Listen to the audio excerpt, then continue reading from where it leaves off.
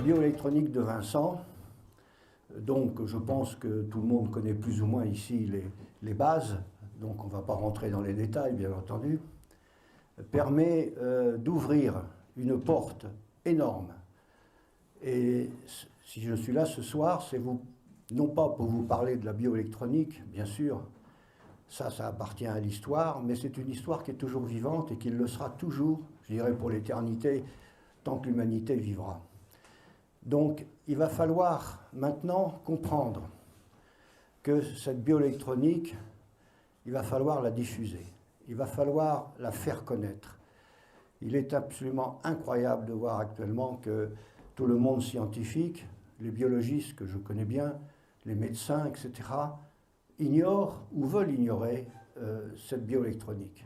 Bien sûr, si on comprend bien le fond de tout cela, c'est tous ces paramètres électriques, électroniques que nous connaissons tous, que Louis-Claude Vincent avait mis en exergue. Et pour lui, la maladie n'était pas autre chose, ou tout du moins l'apparition d'une maladie n'était pas autre chose que l'effondrement de la résistivité de notre milieu hydrique et la baisse considérable du potentiel électronique par l'élévation du RH2. Bon, ça vous dit peut-être quelque chose ou rien, mais en tout cas, vous, pour ceux qui comprennent la bioélectronique, vous m'avez compris. Il y a donc quelque chose d'énorme dans tout ça. On a mis le doigt sur le fondement même de l'expression, je dirais, physique de la vie dans notre espace-temps.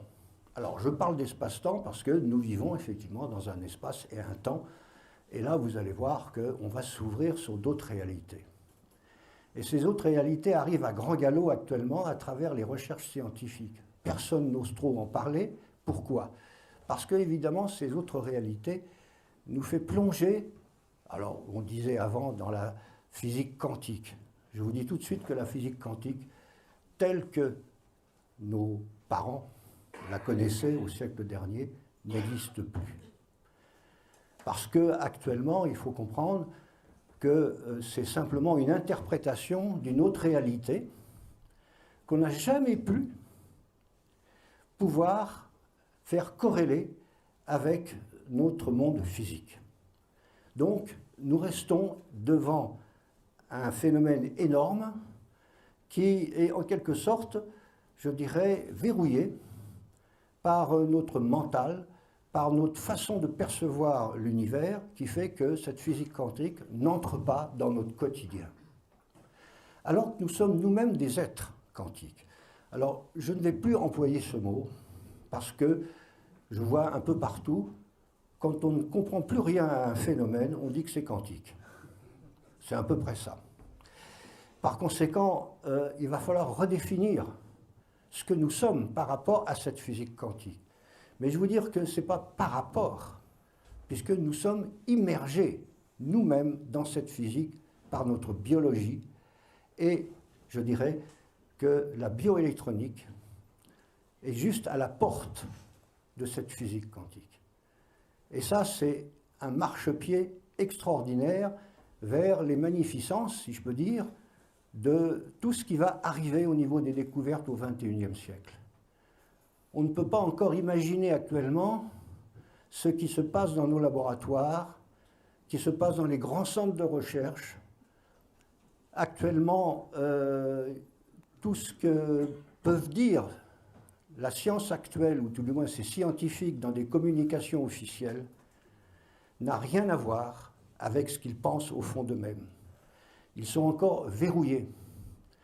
Alors, bien sûr, qu'est-ce qui intervient de plus en plus maintenant au niveau de la science, auquel la science ne pourra pas échapper? Eh bien, c'est la conscience.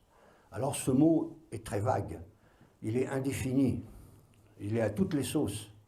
Qu'est-ce que c'est que cette conscience? Qu'est-ce qui fait que, effectivement, la vie fonctionne avec cela? Que la moindre parcelle, le moindre atome est une représentation de notre conscience. Ce sont des points d'énergie et d'information, ce n'est pas autre chose. Et vous êtes que ça. Alors, bien sûr, Ça fait froid dans le dos de savoir qu'on n'est plus que des points d'énergie et d'information, alors que toute la journée on se bat avec, si je peux dire, la matière. Et que cette matière nous écrase et nous empêche de voir effectivement la clarté des choses derrière. Qu'est-ce qui se passe? En fait, que c'est nous-mêmes, quelque part, qui fonctionnons ailleurs et d'une autre façon. Nous allons revenir sur ce sujet extrêmement important, car la science jusqu'ici a oublié un facteur déterminant dans toutes ses recherches, c'est le temps. Nous sommes des êtres temporaux. Nous fonctionnons plus dans le temps que dans l'espace. Alors vous allez voir, ça, c'est quelque chose que vous allez découvrir, et ce soir, en vous couchant, vous y penserez, et vous verrez qu'il se passera pas mal de choses. Alors rentrons dans cette magie incroyable. Les savants disent, les scientifiques, quand ils parlent bien sûr de ces mondes qui sont inaccessibles à la mesure de la science, eh bien effectivement, ils appellent ça la supraréalité. C'est supral. Alors c'est encore un mot, n'est-ce pas, qui empêche de dire que quelque part, c'est la conscience ou c'est un phénomène spirituel. Mais ça, c'est un gros mot scientifique, il est interdit de le dire. Donc, nous ne l'emploierons pas ce soir, puisque nous allons rester dans la science. Mais cette science va rejoindre quelque part cette conscience. Donc, nous sommes sur le bord actuellement, je dirais, dans tous ces laboratoires, et moi j'ai dernièrement eu encore une conversation, pas plus tard que dimanche dernier à Genève, avec des gens extrêmement importants, un grand physicien, et d'autre part un autre chercheur du CERN de Genève. Et là, on a eu des échanges vraiment qui nous encouragent à dire que nous sommes autre chose que ce que nous pensons. Nous sommes bien plus que ce que nous pensons. Et alors justement, c'est là que, à mon avis, ce soir, cette bioélectronique qui est un trésor qui nous a été légué par les gens dont je vous ai parlé, eh bien, il va falloir le faire fructifier. C'est un patrimoine mondial, si je peux dire. Mais pour l'instant, il est hexagonal. Et je dirais peut-être même qu'il est placé dans une région angevine. Donc, il va falloir élargir le cercle. Il va falloir comprendre tout cela. Et vous allez voir qu'on a les moyens de le faire. Sachez que nous avons, si vous voulez, en gros, dans notre catalogue de compréhension, actuellement, on peut dire que l'univers observable n'est strictement décodé que par nos 5 sens. Bien sûr, nous avons derrière notre mental, notre intelligence, mais tout ça est extrêmement lent, extrêmement sclérosé, avance à petits pas, et il est très difficile de pouvoir dépasser sans arrêt sa propre science, sa propre connaissance. Parce que, évidemment, nous allons dans des terrains totalement inconnus, et vous savez très bien que tout ça est plus ou moins rejeté par la science officielle très rapidement. Il faut comprendre que rien ne résulte du progrès humain, et souvent, ce progrès humain n'a pas l'assentiment de la communauté, et bien souvent est rejeté, calomnié, sacrifié, etc. Vous connaissez toutes les histoires de tous ces gens, les grands découvreurs, hein, depuis Gordiano Bruno, notamment Bruno Gordiano, qui avait découvert effectivement que la Terre tournait autour du Soleil, et que ce n'était pas l'inverse, et il a été brûlé en place de grève. Et que d'autre part, on avait osé dire que la Terre était ronde, alors qu'on la croyait plate avant le Moyen-Âge. Il ne faut pas l'oublier, ça. Hein, il y avait ce qu'on appelait le syndrome du bord de carte. Quand les gens partaient en expédition, en bateau, etc., ils avaient l'impression qu'ils arrivaient au bout du monde et qu'ils allaient tomber dans un grand trou. On n'avait pas encore cette notion de l'horizon et que la Terre, en fait, était une succession d'horizons qui faisaient le tour de la Terre. Donc tout ça, nous en sommes toujours actuellement dans ce débat. Donc il va falloir, si je peux dire une dernière fois, faire un saut quantique. C'est-à-dire qu'il va falloir, en quelque sorte, se refabriquer une connectique neuronale, une nouvelle. Sortir des schémas, non pas que ces schémas sont faux, Mais si vous voulez, c'est un espèce d'empilement de vérité et de contre-vérité. Donc la science actuelle, tout ce que je peux en tirer, c'est qu'elle est complètement écartelée, dichotomée. C'est une babélisation du savoir. Personne ne se comprend. C'est une cacophonie incroyable. Et je puis vous dire que j'ai fréquenté à peu près toutes les spécialités, que ce soit des chimistes, des physiciens, des médecins, la physique quantique, etc., eh bien, ou des astrophysiciens, eh bien, il faut savoir que chacun a son langage, chacun a sa spécialité. Eh bien, effectivement, c'est là, ce soir, vous pouvez vous dire vraiment avec beaucoup de bonheur que si vous êtes des buveurs d'eau, vous êtes effectivement omniscients. L'eau réunit toutes les sciences. Et c'est ça le problème. C'est pour ça qu'elle n'a jamais été étudiée. C'est pour ça qu'elle est restée dans l'ombre et que personne n'y comprend. Parce qu'à chaque fois qu'on étudie l'eau, on est complètement en désarroi, on est désarmé par rapport effectivement à toutes ces connaissances. Il faut que chacun reste dans sa spécialité. Moi, j'ai assisté à un congrès un jour à Houston, aux USA, parce que, je vous fais une confidence, c'est qu'avant d'être dans l'eau, j'étais dans le pétrole. Alors évidemment, c'était une autre vie, une autre façon de voir les choses, et je me suis évidemment, à l'âge de 56 ans, j'ai donné ma démission, et c'est là où j'ai rencontré l'eau. Donc ça fait à peu près 22 ans et plus que je travaille avec cet élément pour mon plus grand bien personnel, mais aussi pour le plus grand bien des autres, et j'ai essayé de transmettre toute ma connaissance, et tout ce que j'avais pu effectivement expérimenter depuis cette vingtaine d'années. Eh bien, sachez que si vous prenez conscience que cette eau, au fond de vous-même, en fait, est une sorte de matrice, est une sorte de, je dirais un peu, votre ange personnel. Elle est l'autoroute de toute l'information de votre corps.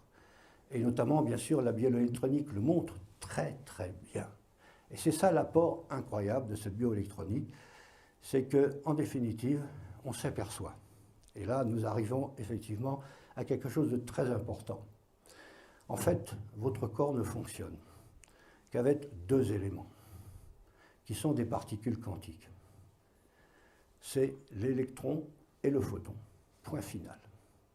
Le reste, ce sont des accessoires. Par conséquent, vous voyez ce que vous êtes. Et d'où viennent effectivement ces particules? Ah, là, ça devient intéressant. Moi, j'ai pu visiter le CERN de Genève et j'ai pu discuter avec des gens absolument top niveau là-dedans. Et ils vous disent, mais attendez, vous nous racontez que la matière existe, mais absolument pas. La matière est quelque chose de totalement inexistant. Vous n'êtes qu'une hallucination informationnelle, point final, que votre cerveau décode en 3D, point final. Voilà ce que vous êtes, tout à fait précaire, comme vous le savez d'ailleurs. Donc, coincé entre notre naissance et notre mort, coincé entre l'infini et l'éternité, comment fonctionner? Il va bien falloir en sortir quelque part. Et ça, il faut y penser. Il faut se réapproprier, je dirais, notre mort. Voilà, ça a l'air de rien, exorciser. Effectivement, et c'est là où on s'aperçoit, avec un bonheur immense, qu'en définitive, nous fonctionnons dans plusieurs dimensions. Ça, c'est les dernières grandes découvertes. Alors, au CERN de Genève, ils m'ont dit la chose suivante. Vous savez, on parle de la conscience, mais nous, on n'en parle jamais. On sait qu'en arrière-fond, il y a quelque chose qui doit fonctionner avec ça. Mais on ne peut pas faire de déclaration ni de communication scientifique en disant la conscience fait quelque chose. Et pourtant, elle fait quelque chose. Alors, quelle est cette conscience? Comment il la détecte dans ces énormes machines qui sont le CERN de Genève? Je vous rappelle, c'est un espèce d'anneau qu'on appelle un collisionneur qui fait 28 km de tour, je ne sais pas si vous vous rendez compte, qui est à 100 mètres de profondeur entre la frontière française et suisse. Et vous avez là-dedans des gens, à peu près 4000 scientifiques qui travaillent. Tout ça pour vous dire que la matière n'existe pas. Vous vous rendez compte? Alors comment intégrer ça dans notre mental, dans notre logique quotidienne? Donc la bioélectronique donne un sens à la vie. Elle donne effectivement la possibilité à notre vie de fonctionner avec deux particules dont je vous parle, qui sont l'électron et le photon, et vous allez voir comment. Donc il y a un saut à faire dans notre cerveau, si je peux dire, pour essayer de retrouver quelque chose qui devient pérenne, c'est-à-dire qui passe le temps, qui est intemporel, c'est-à-dire qui va entre l'infini et l'éternité. Donc nous sommes là-dedans, sans nous en rendre compte. Et c'est ce qu'on découvre à travers le temps. Et vous allez voir. Au CERN de Genève, ils m'ont dit, vous voyez, la matière, qu'est-ce que c'est? C'est l'information qu'on a d'elle, c'est pas autre chose. Mais dire qu'elle existe, non. Parce que lorsqu'on se réduit à l'atome même, l'atome, ils m'ont montré effectivement une photo d'un atome d'hydrogène, un proton. C'est 4 milliards de millimètres, enfin c'est un truc aussi ridicule que ça, c'est absolument insaisissable pour nos sens. Et qu'est-ce que vous voyez? Ça n'a rien de solide. Vous voyez une espèce de petit point lumineux qui brille et qui palpite des milliards de fois par seconde. C'est-à-dire que vous disparaissez et vous réapparaissez des milliards de fois par seconde. Puis un jour, vous disparaissez pour de bon. Ça, il faut s'y attendre. Mais ce n'est pas un drame. Vous allez voir pourquoi. Il faut bien comprendre et rentrer dans la magie de tout ça. Et pour moi, l'eau m'y a aidé énormément parce que, à la sortie de mon précédent métier dans le pétrole, j'étais dans un tel état physique que, à mon avis, je n'aurais pas duré 10 ans. Et que, au contact de l'eau, que j'ai compris que je pouvais me régénérer. Et bien sûr, j'ai rencontré tout un tas de gens qui travaillaient dans l'eau, bien entendu, et notamment Jacques Benveniste, avec qui, je ne dis pas j'ai collaboré, mais il m'invitait souvent à ses expériences, et notamment à l'hôpital Cochin, où il a fait des expériences extraordinaires sur la mémoire de l'eau, en retransmettant toute une signalisation moléculaire, en la numérisant sur un disque, et en transportant, je dirais, cette numérisation de cette signalisation moléculaire, qui était une molécule d'ovalbumine. Au préalable, on avait injecté à un cobaye, un cœur de cobaye, cette ovalbumine sous forme moléculaire, mais on avait recueilli d'autre part aussi, à travers un amplificateur et une ampoule d'eau vierge, la signalisation moléculaire, une fréquence. Par conséquent, toutes les molécules, bien sûr, et les atomes entre eux, communiquent par des fréquences. Il faut bien comprendre que, contrairement à ce qu'on enseigne dans nos universités de biologie, où j'ai eu d'ailleurs l'honneur un jour d'être invité par des jeunes biologistes en études à l'université de Marseille de Lumini, où je leur ai expliqué que, contrairement à ce qu'ils apprenaient, que toutes leurs réactions métaboliques qu'ils apprenaient, ils en savaient certainement plus que moi là-dessus d'ailleurs, je leur ai dit, eh bien ce n'était pas du tout des contacts physiques que les molécules devaient avoir pour se rencontrer et en définitive s'associer pour fabriquer des protéines ou des molécules. C'était des contacts fréquentiels. Alors là, il n'y avait plus un mot dans la salle. Et au fond, vous aviez effectivement des professeurs qui étaient là, et je voyais très bien qu'ils étaient très très mal à l'aise. Il faut comprendre par conséquent que, imaginez qu'à l'heure où je vous parle, d'après ce que me racontait Jacques Benveniste, on fabrique à peu près 60 000 milliards de réactions métaboliques par seconde. Comment voulez-vous vous y retrouver là-dedans? Comment voulez-vous qu'un médecin s'y retrouve là-dedans? Comment voulez-vous que tous ces lobbies pharmaceutiques qui fabriquent des produits chimiques et des molécules très lourdes sèment plutôt le désordre que l'ordre? Sous des apparences, bien sûr, je dirais, de soins. C'est un énorme mensonge, nous le savons tous. Moi, je puis vous dire que, étant condamné à l'époque, lorsque j'avais 56 ans, j'allais sans doute vers un cancer du côlon. C'était déjà imprimé quelque part. On m'avait dit, mon pauvre vieux, il va falloir vous soigner, peut-être faire une opération d'ici quelques mois. Bon, alors je vais vous dire tout de suite, que quand j'ai pris conscience que l'eau avait des vertus, quand j'ai commencé à comprendre que l'eau, c'était autre chose que ce qu'on nous racontait, parce que moi j'ai fait des enquêtes au départ. Quand j'ai écrit mon premier livre, qui s'appelle L'eau, le miracle oublié, en 1993, eh bien, je puis vous dire une chose, c'est que je suis été faire mon enquête chez toutes sortes de scientifiques, et il n'en est sorti absolument rien à l'époque. Personne ne connaissait l'eau. Oui, l'eau est indispensable, c'est tout ce qu'on savait. Alors bien sûr, il a fallu que je prenne, je dirais, le taureau par les cornes et reprendre tout à zéro. Donc essayer de faire une espèce de synthèse de toutes ces connaissances, que ce soit chimique, physique, quantique, etc., médicale. Or, les médecins actuellement, en 7 années d'études de médecine, il n'y a même pas 1 heure de cours sur l'eau. Donc, comme j'ai dit aux biologistes, actuellement, à ces jeunes étudiants, je leur dis, en définitive, qu'est-ce que vous faites? Vous étudiez un cadavre. Mais vous ne connaissez rien. Vous ne connaissez qu'une image. Mais vous ne connaissez rien au film. Le film, c'est la biologie vivante. C'est celle qui se fait tous les jours, à chaque instant. À chaque instant, votre corps change.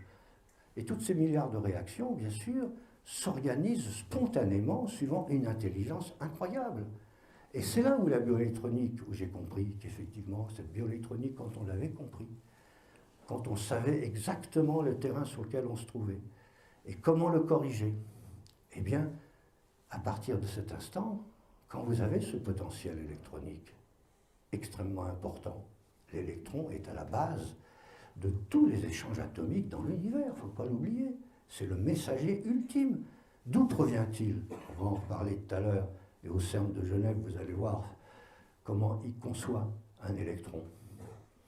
C'est extraordinaire. Eh bien, il faut savoir qu'à partir de là, quand j'ai compris ça, je me suis mis à boire comme un fou de l'eau dynamisée. Bon, alors on ne va pas parler de la dynamisation de l'eau ce soir, il y en a toutes sortes, et il y a des gens ici qui sont très calés et qui viendront peut-être en parler après. Mais j'ai compris tout de suite que cette magie de l'électron était liée au photon. Nous sommes aussi lumière. Et là, c'est là où le miracle s'accomplit, parce qu'un électron est rempli de photons. Contrairement à ce qu'on peut imaginer, à chaque choc entre des électrons, eh bien, il y a des émissions photoniques. Bon, alors, nos cellules fonctionnent de cette façon-là. Et vous savez que, notamment, ce scientifique allemand qui s'appelle Fritz Albert Popp avait donc mis en valeur, il y a une quinzaine d'années, que nos cellules émettaient des flashs de lumière cohérentes, c'est-à-dire une sorte de laser, sur la gamme d'ondes d'ultraviolet. C'était très faible, bien entendu, mais c'était des émissions photoniques. Donc toutes nos cellules sont reliées entre elles par ces émissions photoniques. Et ces émissions photoniques, qu'est-ce qu'elles utilisent?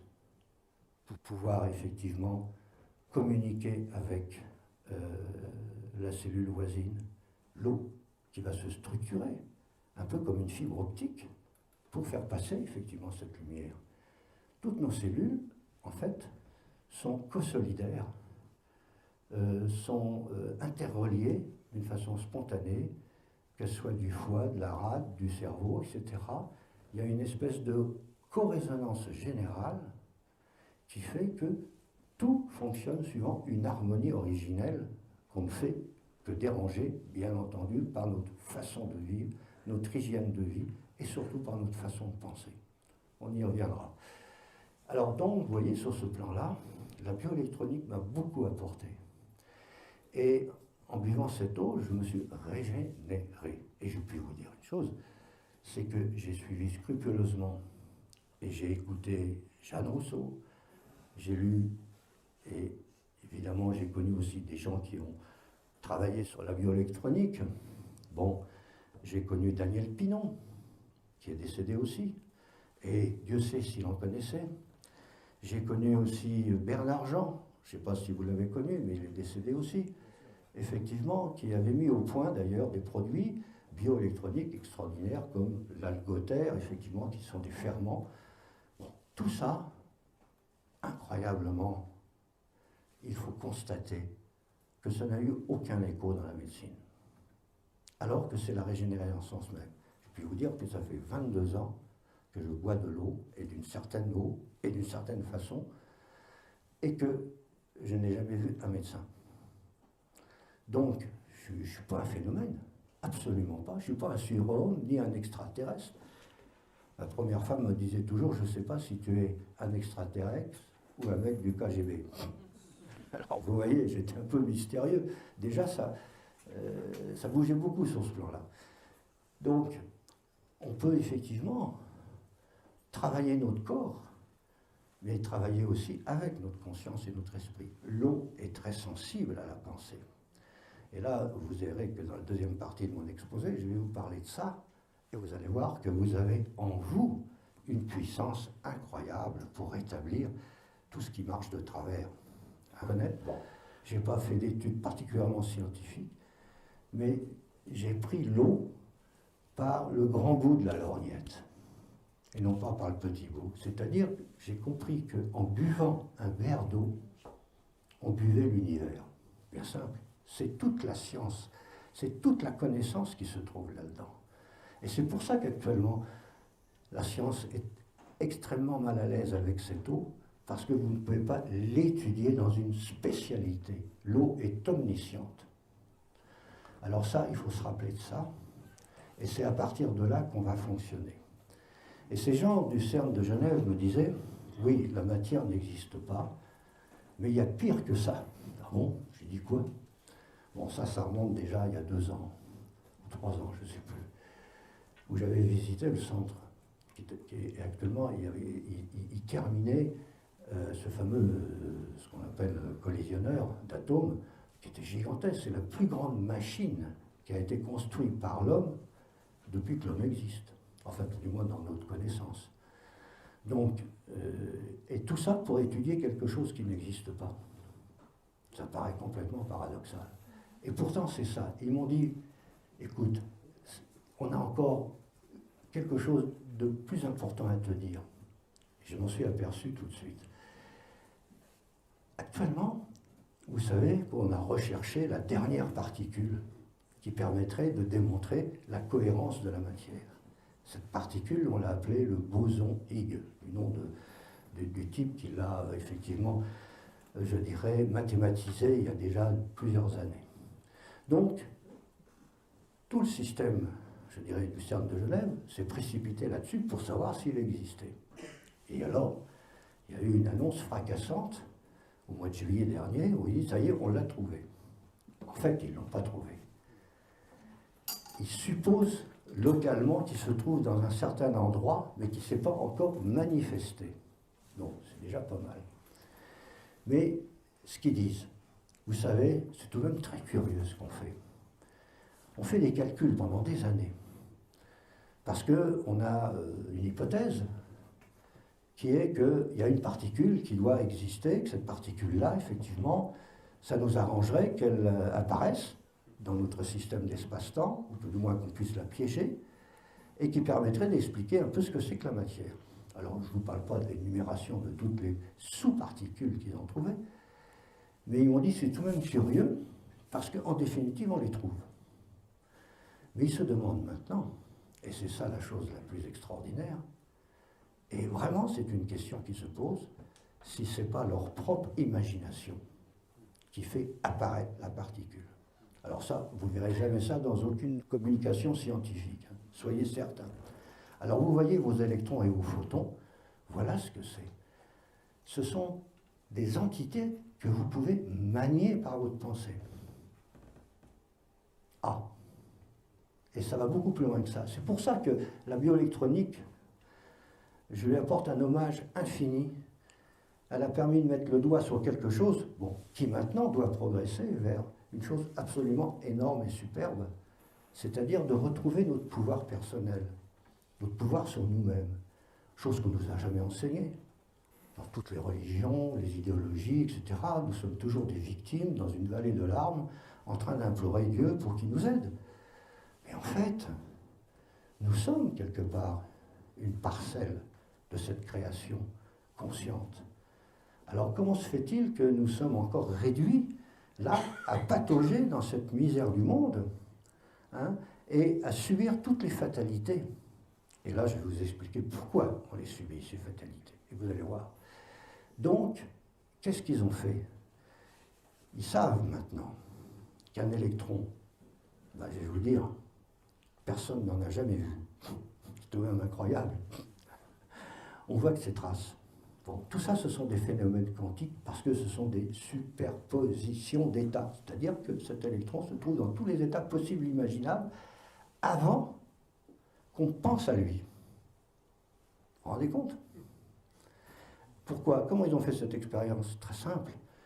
Un électron, en définitive, on arrive à voir plus ou moins sa trace ou sa position, mais on ne connaît jamais sa trace si on connaît sa position, et inversement. Donc, ils ont pu effectivement photographier la trace de cet électron. Donc, l'observateur est là. Donc, on vit dans deux univers différents à la fois.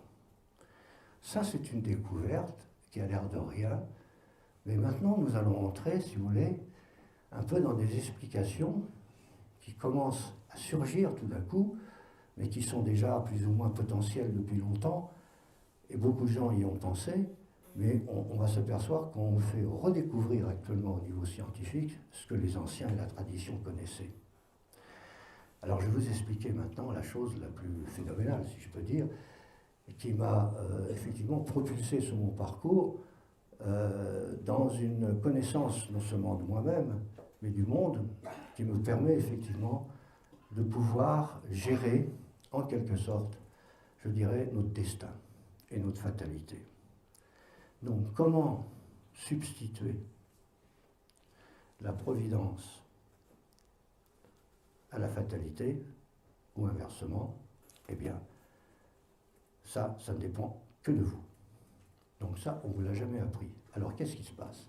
Eh bien, on découvre actuellement que nous sommes des êtres qui fonctionnons dans plusieurs temps à la fois. Alors, Einstein avait déjà trouvé tout cela. Mais il n'avait pas plus le temps de le, comment dirais-je, de le manifester, de l'écrire et de le communiquer. À savoir que, effectivement, à partir du moment où vous avancez à une certaine vitesse, vous modifiez votre temps. Eh bien, il faut savoir qu'actuellement, on a la possibilité, alors je vous mets ça d'une façon très brutale, parce que j'ai peu de temps pour vous le raconter, et ça demanderait peut-être une journée, ça m'est déjà arrivé. Eh bien, il faut savoir qu'on a la possibilité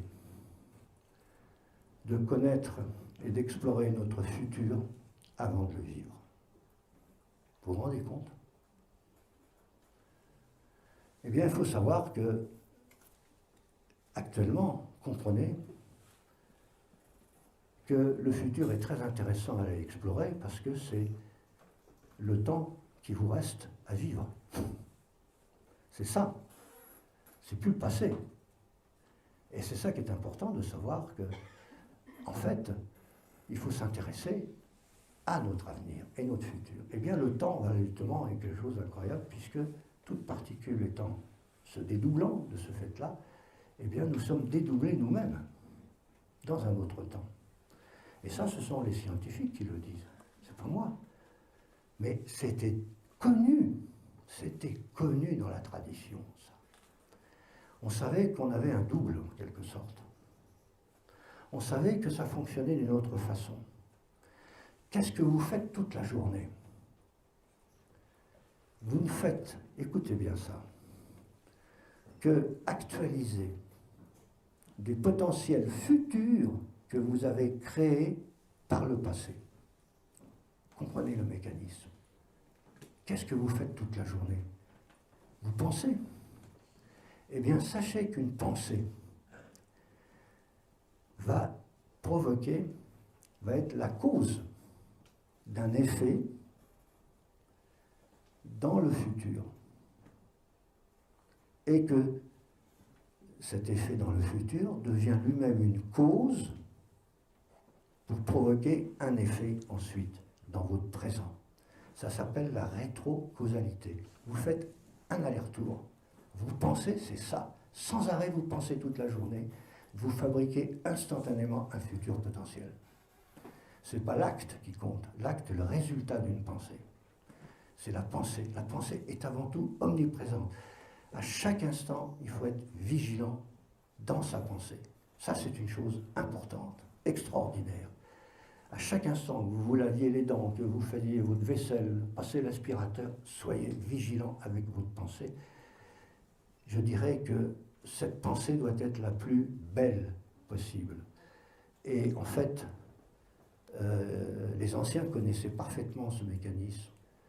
Et ils disaient, ne pensez à faire à l'autre ce que vous voudriez qu'il pense à vous faire. Eh bien, essayez de fonctionner comme ça, simplement 1 heure par jour, ça sera très beau. Vous croisez votre voisin, il a une sale tronche, vous écoutez la radio, c'est épouvantable, ils sont tous des cons, etc. Ça commence comme ça.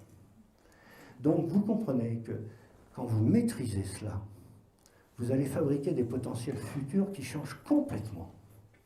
Et que tôt ou tard, vous aurez à vivre. C'est ça qu'il faut comprendre. Et les anciens connaissaient ça, et on voit ça très bien d'ailleurs, même dans tous les avatars. Quand je dis les avatars, c'est Jésus, c'est Bouddha, etc.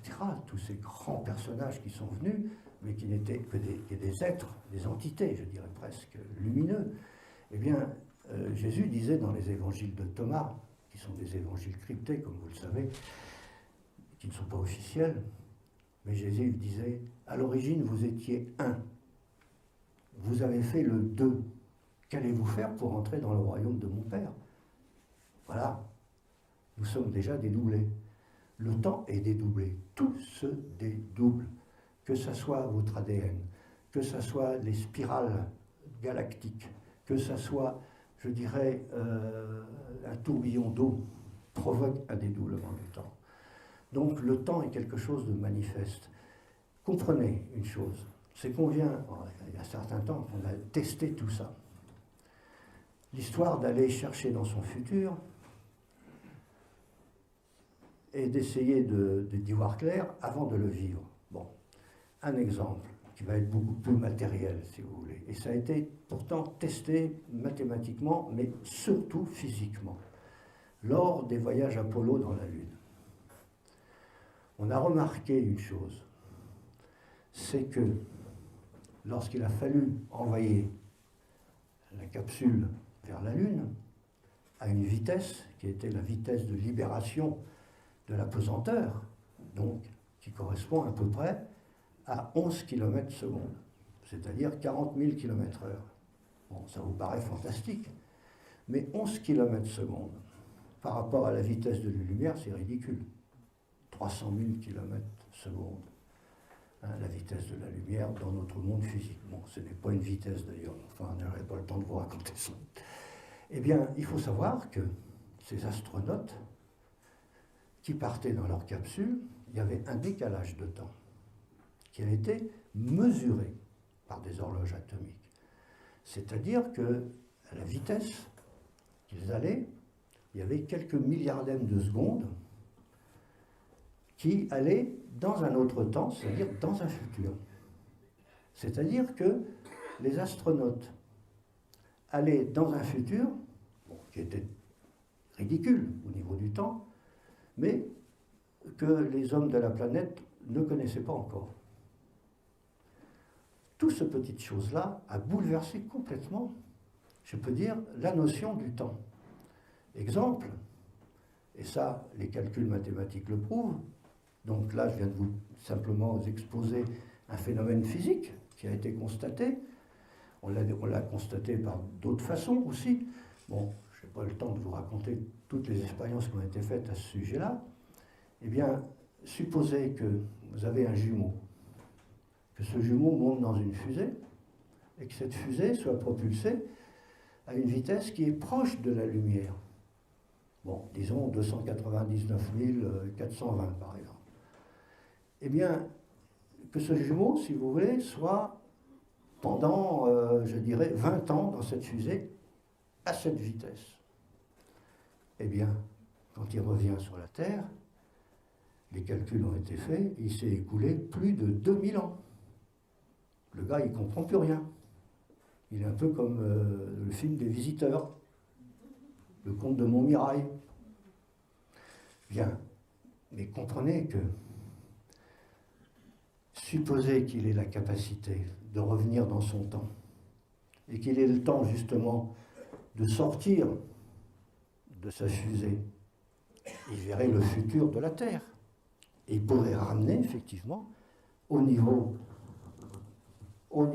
de son jumeau, qui est resté sur Terre, 20 ans après, les futurs, et il te dirait, fais gaffe, dans 20 ans, ça va mal aller.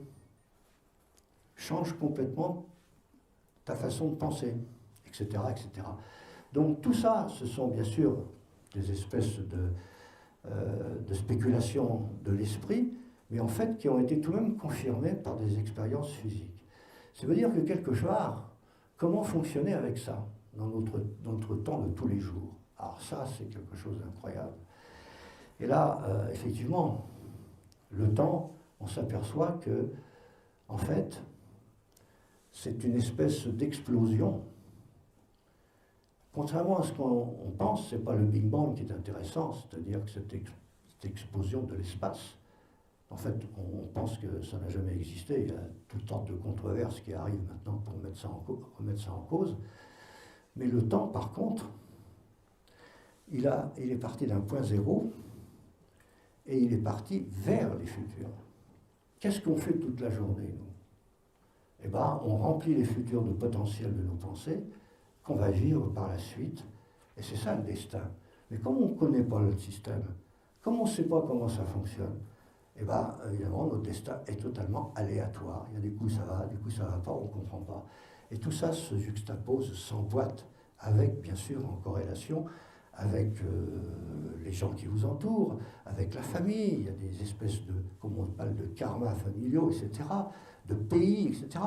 Tout ça, c'est extrêmement complexe, mais tout ça, vous avez la possibilité de gérer tout ça.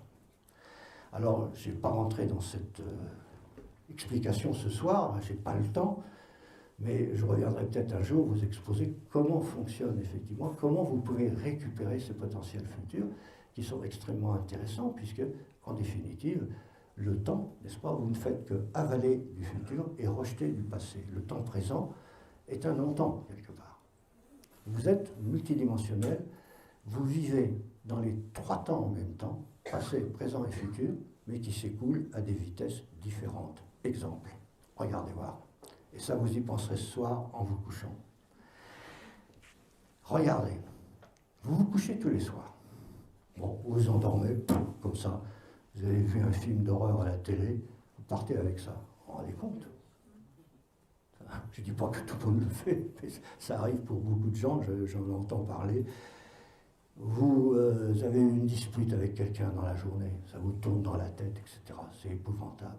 Vous avez créé un potentiel quelque part.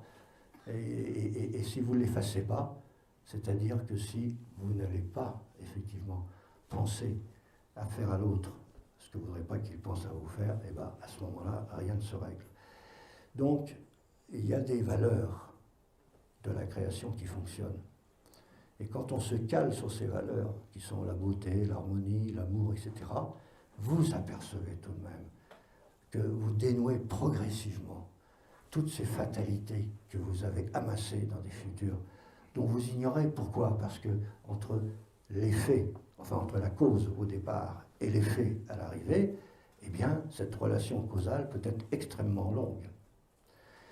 Mais vous allez voir qu'actuellement, il va falloir faire le ménage très rapidement parce que les modifications du temps sont considérables, et ça, je vais vous expliquer tout de suite après.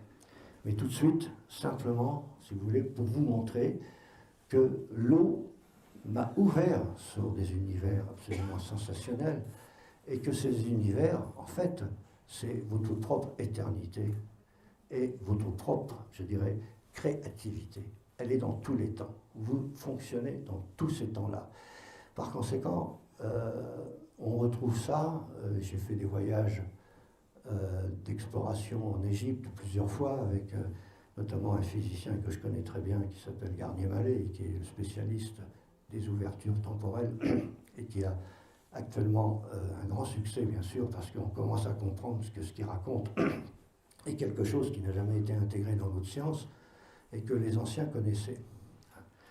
Et que ce dédoublement, si vous voulez, il était connu à l'époque, Et tous les gens s'endormaient le soir en ayant conscience que dans le sommeil, ils allaient plonger dans un autre univers. Sachez que votre sommeil, c'est une petite mort, on l'appelait ça comme ça avant. Hein. Et vous avez un sommeil extrêmement profond, qui est le seul sommeil réparateur et régénérateur, qui est le fameux sommeil paradoxal, qui dure tous les 90 minutes à peu près, etc. Et vous remontez un petit peu, vous vous réveillez, vous plongez, etc. Vous faites ça 2-3 fois dans la nuit. Or, si vous arrivez à compresser ce sommeil, si vous voulez, et c'est le sommeil utile et régénérateur. Vous savez que ce sommeil paradoxal, si on le supprime, on l'a fait d'abord sur des cobayes, des bêtes, etc., chez les souris, les chats, eh bien, ils meurent en 8 jours. Les nazis l'ont fait sur des déportés au camp de Struthof, qui se trouvait en Alsace, par le fameux docteur Mengele, un horreur. Bon, il a dit il est mort maintenant depuis longtemps. Eh bien, ce docteur-là, effectivement, empêchait les gens d'avoir ce sommeil paradoxal. Il les réveillait à chaque fois. Par contre, il leur laissait dormir le petit sommeil, vous savez, le petit sommeil agréable du matin. Vous montez, vous descendez, vous faites des rêves, vous êtes sous la couette, c'est le meilleur, ça. Mais en fait, ce n'est pas le plus utile, il ne sert à rien. Si vous concentrez effectivement ce sommeil-là, c'est à peu près 4-5 heures par nuit, pas plus. Et vous avez des gens qui apprennent ça.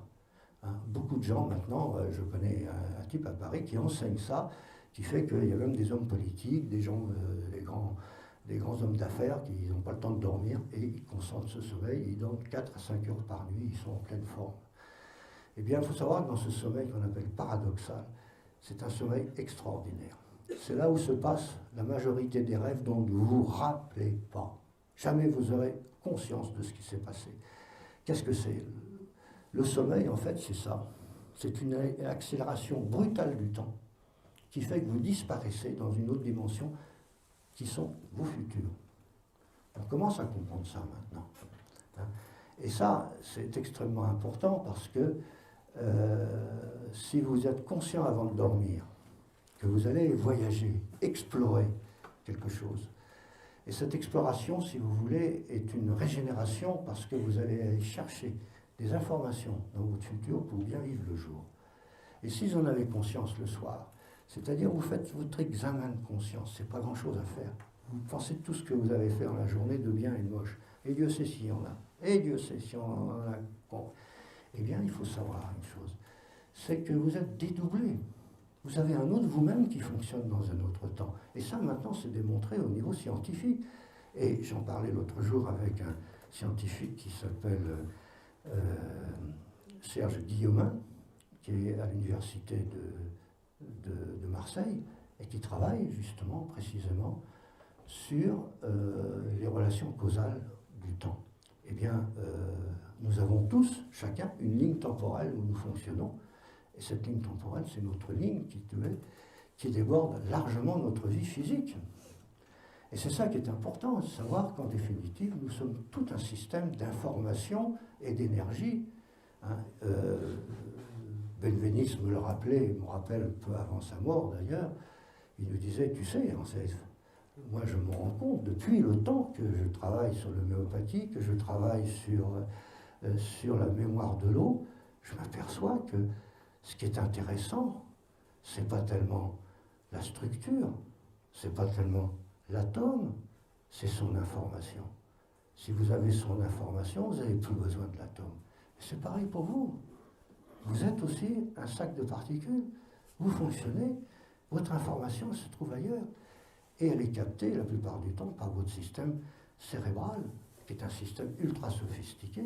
Et toute cette information, bien sûr, est reliée au code génétique et au code de votre ADN. Donc sans arrêt, vous êtes en évolution. Sans arrêt, vous fonctionnez. Et actuellement, et alors c'est là où je rentre dans les dernières constatations qui sont faites, puisque j'ai eu des conversations avec des astrophysiciens qui ne comprennent rien à ce qui se passe actuellement au niveau de notre système solaire. Il y a des comment dirais-je, des manifestations incroyables d'éruptions solaires, notamment des flux magnétiques très forts, si vous voulez, qui risquent de mettre en danger le bouclier de la magnétosphère de notre planète.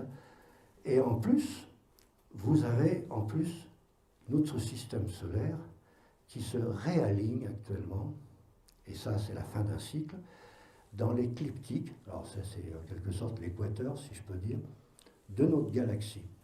Comprenez, on fait partie d'une galaxie. Notre système solaire, c'est un petit soleil banal de banlieue, c'est pas grand-chose. Hein, il est sur une spirale de cette galaxie, grand système qui tourne. Tout tourne de façon, je dirais, vortexielle. On en reparlera peut-être à la fin pour l'eau. C'est comme ça qu'on arrive à faire de l'eau dynamisée. Mais sachez que ces galaxies, effectivement, fonctionnent avec le dédoublement du temps. Ça veut dire quoi? Qu'ils ont une influence sur le temps. Et on s'aperçoit que cette galaxie, effectivement, à partir du moment... Vous voyez, la galaxie, c'est un immense assemblage d'astres et d'étoiles. Il y en a à peu près 100 milliards. Hein. C'est pas mal. Mais c'est une galaxie parmi de milliards d'autres dans l'univers. Vous vous rendez compte ce qu'on est? Pas grand-chose au niveau physique, vous voyez. Et pourtant, quelque part, ce n'est pas l'espace qui est important, parce que vous pouvez très bien avoir aussi des galaxies à l'intérieur de vous-même, qui, vu sur un autre aspect, est aussi immense et aussi grand que ce que vous voyez, vous, à travers l'espace. Mais ce que je voudrais vous faire comprendre, au moins les peu de paroles que j'ai pu dire jusqu'ici, c'est que nous allons être très secoués, et nous sommes très secoués actuellement. Et que par conséquent, il faut être de plus en plus vigilant sur nous-mêmes. Recouvrir notre pouvoir, c'est recouvrer effectivement, je dirais, un peu la totalité de nous-mêmes. Il faut surfer sans arrêt sur la crête des connaissances. Le savoir, c'est une chose. Le savoir appartient au passé. La connaissance, ça va vers le futur. Il faut aller vers vos futurs.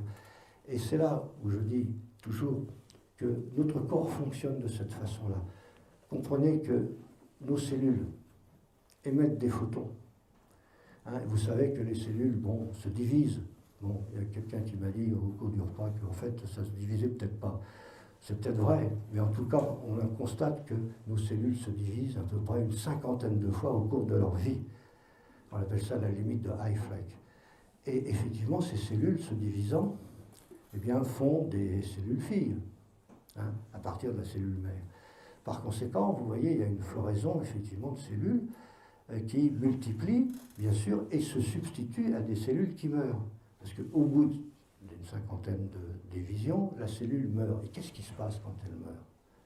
Eh bien, on dit qu'elle meurt par apoptose, et elle émet un flash de lumière. C'est-à-dire qu'elle largue complètement son information. La lumière, c'est de l'information. Et c'est là qu'il est extraordinaire de savoir que le moment qui vous arrivera, tôt ou tard, de votre mort, qu'est-ce qui se passe? C'est vos 60 000 milliards de cellules en moyenne qui relarguent en même temps toute leur information par un flash de lumière. Ensemble et d'une façon harmonieuse, ou plus ou moins harmonieuse, ça dépend. Parce qu'on s'aperçoit que tout le monde n'a pas la lumière qu'il faut dans son ADN et dans ses cellules. On a fait des expériences dernièrement, notamment ce sont les Russes, qui ont démontré que des gens en colère, eh bien leurs cellules n'émettent plus de lumière. C'est incroyable ça. Vous voyez, comme quoi il y a des règles, des lois dans la création, et qui sont, je dirais, implacables, mais en fait, elle est faite pour qu'on puisse bien vivre. Et si on ne les respecte pas, on vit mal. Et bien c'est ce qui se passe actuellement. Oui. On a tout travers. Hein. Donc le problème, il est là. Il faut donc constater, et les anciens connaissaient, et savaient. Moi j'ai vu ça dans les livres des morts des Égyptiens. Hein. On disait effectivement dans ces livres des morts, et en fait ce n'est pas le livre des morts des Égyptiens. C'est ça qu'il faut comprendre, ça a été mal traduit. C'est le livre d'après la mort, qui n'a rien à voir. Donc vous voyez, les Égyptiens savaient que l'homme partait dans son habit de lumière. Et même dans les religions, la religion chrétienne et catholique, on parle du corps glorieux, etc., etc. Donc il y a toujours cette réminiscence qui fait qu'avant tout, nous sommes des systèmes non seulement d'information et d'énergie, mais aussi des systèmes dont tout est calé sur des bases, si vous voulez, qui sont la beauté, l'harmonie et l'amour. rien à faire. Quand vous connaissez les travaux de Masaru Emoto, qui démontrent parfaitement bien le pouvoir de la pensée, et comment effectivement cette eau gelée structure des cristaux qui sont harmonieux ou pas harmonieux, suivant la qualité de la pensée, suivant la qualité de la vibration, de la musique, etc. Vous connaissez tous, sans doute, ce personnage que j'ai rencontré, que j'avais même invité à Lyon, il y a 4 ans de ça, à faire une conférence qui a été superbe, il y avait 1200 personnes.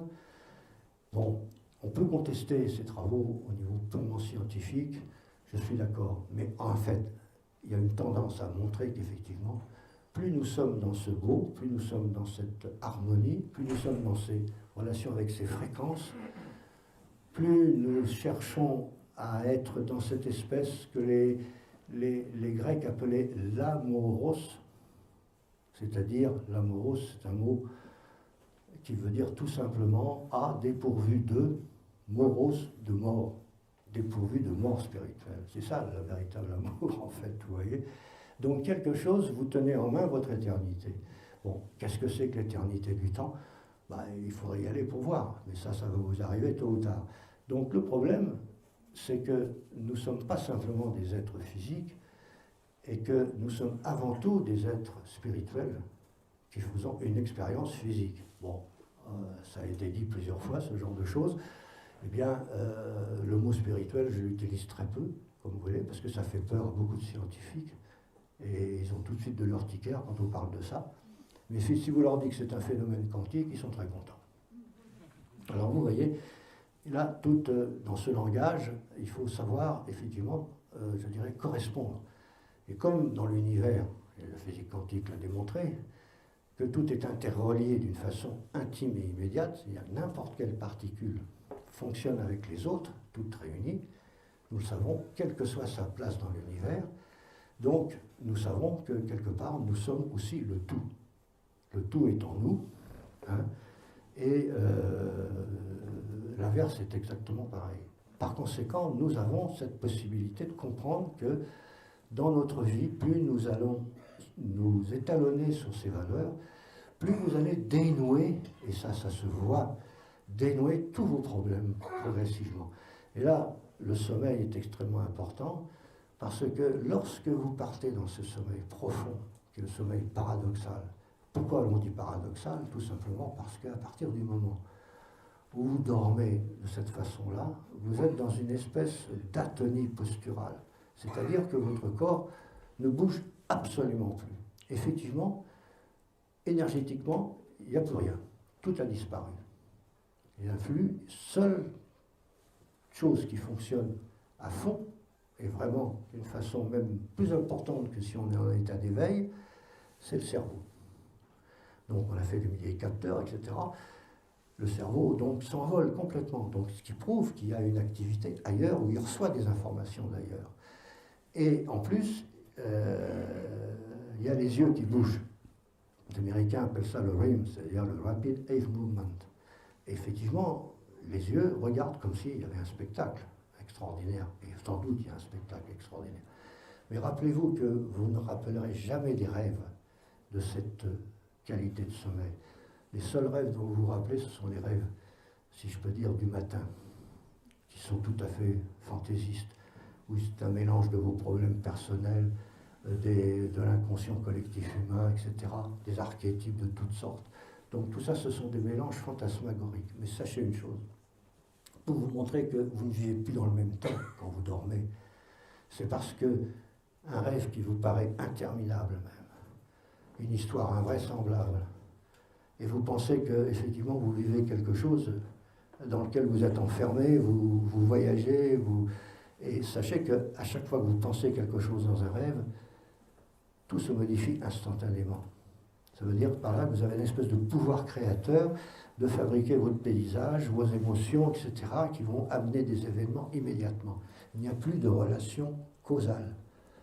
Pourquoi? Parce que le temps est accéléré.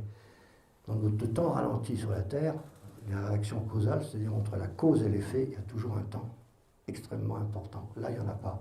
La preuve, c'est que lorsque vous faites des rêves, on a fait des expériences, et bien lorsqu'on ouvre la porte d'une façon brutale, le bruit de la porte réveille la personne, et pendant cette fraction de seconde, eh bien, il a fait tout ce rêve interminable. Ce qui prouve qu'effectivement, le temps est très différent. Quand vous allez vers le futur, vous allez vers un temps accéléré, dilaté, et lorsque vous remontez vers le passé, votre temps ralentit. Donc, l'explosion, si vous voulez, du temps, c'est un temps qui s'accélère vers le futur. Et qu'est-ce que vous faites toute la journée, en définitive? Par vos pensées, vous avez fabriqué l'univers. Vous êtes des créateurs, n'oubliez pas. Vous avez absolument la capacité d'être, si je peux dire, avoir un pouvoir sur votre destin. Et là, quand vous vous enfoncez dans ce sommeil et que vous remettez tout à l'univers le soir en disant « moi je ne peux pas régler le problème, je ne sais pas, j'en sais rien, j'en sors plus, j'ai plus d'argent, ma femme fout le camp, mes enfants me font la gueule, etc. Allez hop, je ne peux rien faire ». Eh bien sachez que vous allez explorer effectivement des futurs où ces choses-là se sont produites à l'origine, bien entendu. Et si vous y pensez un seul instant, et c'est là on retrouve une notion, et je n'aurai pas le temps de beaucoup l'exposer ce soir, qui donne une idée absolument incroyable. Les Grecs connaissaient parfaitement cela. Et vous allez voir. Ils appelaient leur double, en grec, ça s'appelait anagouelos. Bon, ça ne vous dit rien, mais je vais vous traduire. Anna, ça veut dire le plus haut, la voûte céleste, le parfait. Anna, Gouelos. G, c'est le temps. Elos, et les Elohim, dans la Bible, Elos, c'est les messagers du temps, de Anna. Donc, notre double, c'est le messager du temps de Anna. Et alors, c'est là où il y a eu une grande erreur, c'est qu'on a contracté le mot après, ça s'appelait la Gouelos. Et ça a été traduit en latin après, par Angelos, ce qui n'a rien à voir. Donc, nous avons quelqu'un, un autre nous-mêmes qui fonctionne, et ça la physique quantique le démontre, et qui est à notre service. C'est encore une personne qui est proche des lumières de la création. Et ça, il faut le comprendre, parce que, effectivement, c'est une sorte de nous-mêmes qui fonctionne dans tous les temps. Donc, vous savez, toutes ces histoires que nous entendons concernant les EMI, vous savez, les expériences de mort imminente, etc., il y a énormément de gens qui ont fait ces expériences-là. Moi, j'en ai fait une à l'âge de 25 ans.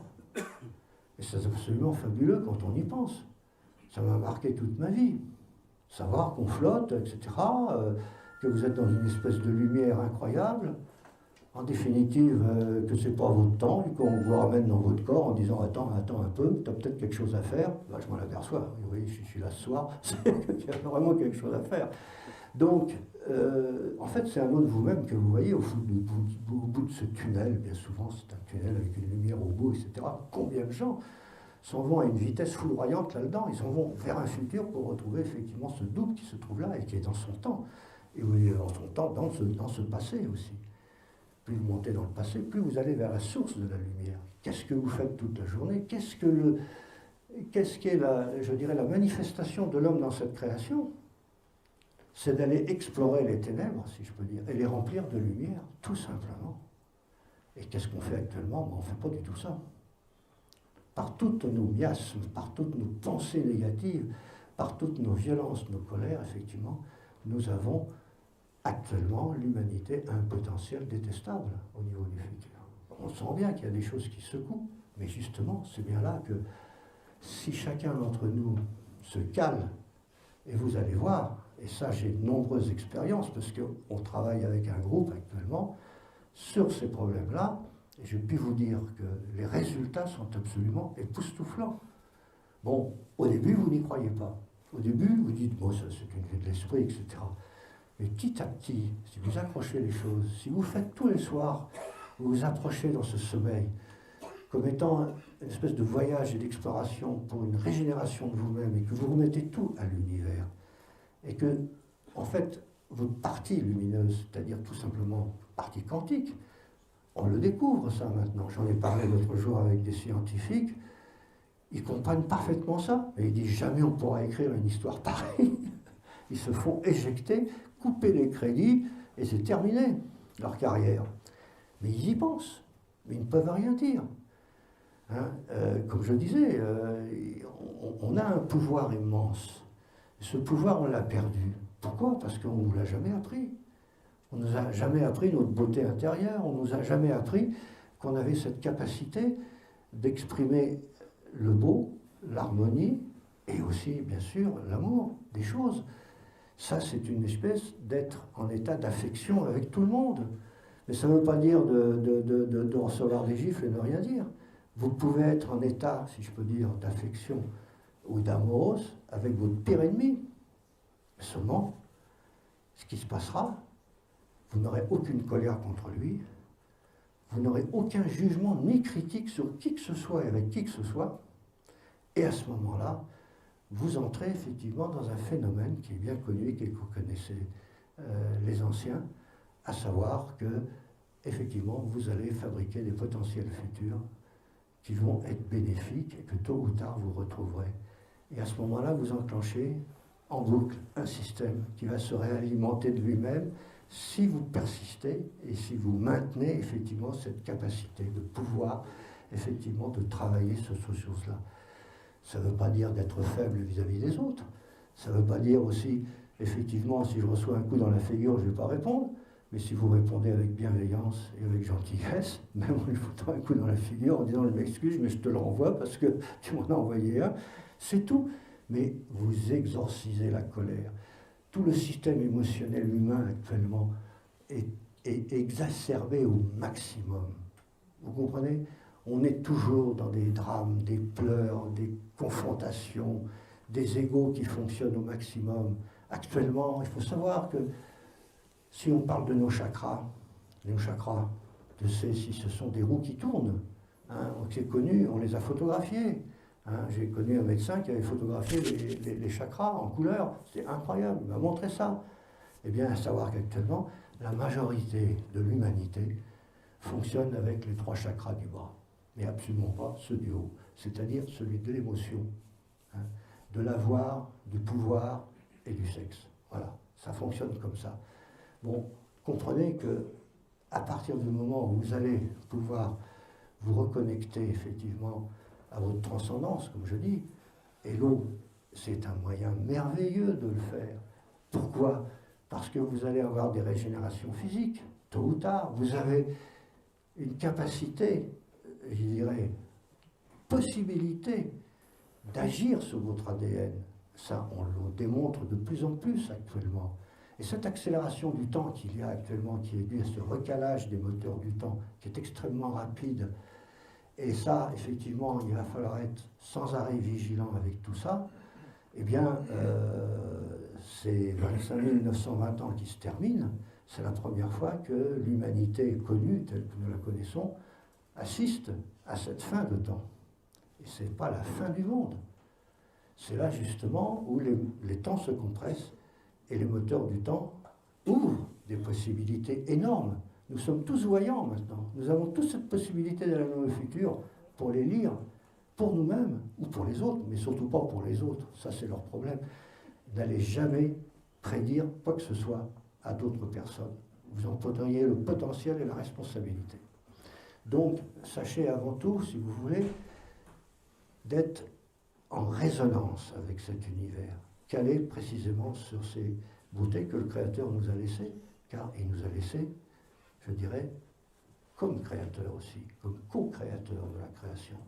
Donc, nous avons tous notre étoile quelque part, et bien sûr, un jour, vraisemblablement, nous la rejoindrons, mais c'est ça, retrouver l'unité, c'est retrouver effectivement cet autre nous-mêmes, et à ce moment-là, effectivement, il se passe des choses, et ça, je vous laisse le soin de les découvrir, et ce côté-là, vous n'y manquerez pas. Hein. Ça, on est tous sur ce plan-là égaux. Donc, c'est se réapproprier en quelque sorte notre mort, et surtout cette terreur qu'on peut en avoir. Et par conséquent, cette frontière se dilue progressivement. Et je peux dire, je rends hommage, là encore une fois de plus, à la bioélectronique, puisque ces 2 particules, que ce soit l'électron, que ce soit le photon, sont à la base précisément de tout cela, de tout ce que je viens de vous raconter. Et il n'est pas étonnant, si vous voulez, qu'à partir du moment où on pourra mettre en exergue que la santé, c'est une affaire effectivement d'électrons et de photons, eh bien, croyez-moi qu'on aura fait un gros progrès dans notre science médicale. Hein. Bon, je n'ai pas besoin de vous expliquer la bioélectronique, vous la connaissez plus ou moins comme moi, mais c'est un cadeau précieux que nous ont laissé, je dirais, en témoignage Louis-Claude Vincent, Jeanne Rousseau et les autres, et que soyez sûrs qu'il faut le diffuser au maximum, et maintenant, si je peux dire, remodeler un peu cette pensée en la faisant progresser précisément vers notre libération totale. Cette libération totale, c'est effectivement de retrouver notre pouvoir et sur notre destin, et que ce ne soit plus du tout des fatalités. Combien de fois nous voyons actuellement les gens gémir, pleurer, ils sont toujours victimes d'un bourreau, ils sont toujours victimes de quelque chose qui fait qu'ils sont dans cette assistance permanente et dans l'attente d'un sauveur. Il n'y a pas de sauveur. Vous n'êtes pas victime. C'est vous qui provoquez effectivement vos propres bourreaux. C'est vous les propres bourreaux. Vous qui attirez les bourreaux. Donc, il faut sortir de tout ça. Il faut sortir de ce pétrin. Il faut sortir de cette peur. La peur, c'est, je crois, oui, et l'ignorance, c'est la plus grande force de misère et de pauvreté dans le monde. Hein. Donc, tout ça, il faut diffuser cette lumière, cet éclairage de nous-mêmes.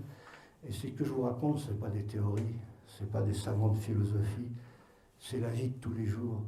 C'est la vie telle que l'ont vécu Jeanne Rousseau, telle que l'ont vécu Louis-Claude Vincent, des gens qui se sont passionnés, si vous voulez, à la vie, et qui ont démontré que cette vie, eh bien, dans notre monde physique, était tout à fait acceptable, à condition d'en suivre les lois premières, ces lois de la création dont je vous parle. Et là, si le temps, l'explication du temps et du doublement du temps vous paraît un peu obscur, c'est pas grave. Le tout, je vais vous dire, regardez la nature, regardez les animaux. Eux, ils ont des qualités qui leur ont été attribuées d'une façon souveraine, contrairement à nous, parce que nous avons le libre arbitre, c'est nous qui devons le trouver en quelque sorte dans un univers où nous avons la liberté de faire et de construire. L'animal ne l'a pas, mais par contre il est parfait dans ce qu'il fait. Regardez un lion, regardez une gazelle, regardez n'importe quoi, ce sont des êtres qui ont des instincts, comme on dit. Mais l'instinct, c'est la plus grande forme d'intelligence, parce qu'en fait, devant une situation, un événement, ils vont instinctivement, c'est-à-dire rapidement, trouver la solution. Donc aller la chercher dans un futur immédiat et la ramener dans leur présent avant même d'en avoir conscience. Alors que nous, il faut qu'on mentalise, il faut qu'on pense, il faut qu'on trouve une logique, etc. On a le temps de mourir 10 fois. Hein. Alors vous voyez, les réalités sont très différentes. Les réalités d'un lion et d'un homme sont deux choses différentes, mais ne sont pas en opposition. Je raconte toujours cette histoire pour vous faire rire un peu, si vous voulez. Hein. C'est un jour un missionnaire qui se promène dans la jungle, et puis le brave missionnaire, tout d'un coup, au détour d'un chemin, qu'est-ce qu'il voit? Un lion énorme qui le regarde. Alors il est saisi de panique, il se met à genoux, et il dit, Seigneur, faites que cet animal ait des pensées chrétiennes. Bon, alors, déjà, le lion le regarde. Ah, il dit ça, alors c'est pas mal. Le lion se met à genoux et il dit, Seigneur, bénissez ce repas que je vais prendre. Donc, il faut bien comprendre que les réalités sont différentes et nous sommes dans des multiréalités. Notre corps fonctionne sans arrêt dans ces multiréalités. Votre ADN ne fonctionne pas dans le même temps que vous. Quand je parle de la spirale, quand je parle de la double hélice, quand je parle de la galaxie, lorsque je parle du vortex qui fait qu'on peut parfois dynamiser de l'eau, et je crois que demain il y a un appareil qui va nous le montrer, eh bien sachez que ces vortex, c'est le fondement même de l'apparition de la vie. Qu'est-ce qui se passe dans un vortex? N'importe lequel. Et ça, c'est une découverte relativement récente. Bon, il y a les travaux de Schauberger, je ne vais pas avoir le temps d'exposer tout ça. Mais sachez que dernièrement, on a compris ce qui se passe dans un vortex, que ce soit dans un torrent, que ce soit que vous qui le fabriquez, à condition qu'il ait une certaine forme, une certaine mesure et une certaine harmonie dans les formes. Eh bien, ce vortex, si vous voulez, va tourner d'une façon hyperbolique, si je peux dire, jusqu'à son extrémité. Et en fait, la vitesse est infinie. Mais qu'est-ce qui se passe là, au fond de ce vortex? il y a une aspiration d'énergie. C'est une énergie, ce qu'on appelle implosive. C'est-à-dire c'est une énergie qui est indéfinie et infinie. À savoir qu'il y a une fluctuation de l'espace-temps qui se passe à la fin d'un vortex. Et qu'est-ce qui apparaît? Venant de nulle part, des électrons. Ça s'appelle l'effet Casimir. Ça a été découvert par un scientifique hollandais, ou je ne sais pas, hongrois, il y a déjà une dizaine d'années. Bon, on trouvait ça curieux, mais on ne savait pas quoi en faire. En fait, c'est ça. Donc, cette accélération du temps par le vortex provoque effectivement une aspiration d'énergie. C'est comme ça que fonctionnent un certain nombre de choses, si vous voulez. Hein, et c'est un type comme Kozyrev, c'est un russe qui dernièrement a découvert ça. Qu'est-ce qu'il a découvert? En faisant tourner effectivement un vortex avec une pale, si je peux dire, une sorte d'hélice, à une vitesse, je crois que ça tournait à plus de 150 000 tours par seconde. Hein, non, minutes, je crois, c'est déjà pas mal. Eh bien, il faut savoir qu'effectivement, il produisait un vortex incroyable et une dégravitation. Donc, la matière était beaucoup moins dense. Et en fait, s'il avait continué à faire tourner ça à une vitesse qu'il considérait comme extrême, et que les pales, supposons, tournaient à la vitesse de la lumière, il dématérialisait le système. Et il disait qu'il pompait du temps. Donc vous voyez, vous êtes sans arrêt dans les dimensions du temps. Que ce soit votre futur qui est aussi présent que votre passé dans votre présent. Donc c'est ça qu'il faut comprendre, c'est que cette multidimensionnalité, il faut savoir l'utiliser. Vous êtes des explorateurs des ténèbres. Pourtant ça fait peur les ténèbres. Non, c'est rien. C'est vierge de toute création. Mais n'y mettons pas toutes nos saloperies, nos poubelles, c'est ce qui se passe actuellement. Par conséquent, effectivement, c'est souvent des forces qui sont extraordinaires et qui pompent notre énergie. Donc si vos futurs vous pompent, c'est que vous en avez des mauvais, par conséquent, rectifiez-la et vous avez la capacité et le libre arbitre de le faire. Et ça, on ne vous l'a jamais appris. Bien au contraire. Voilà.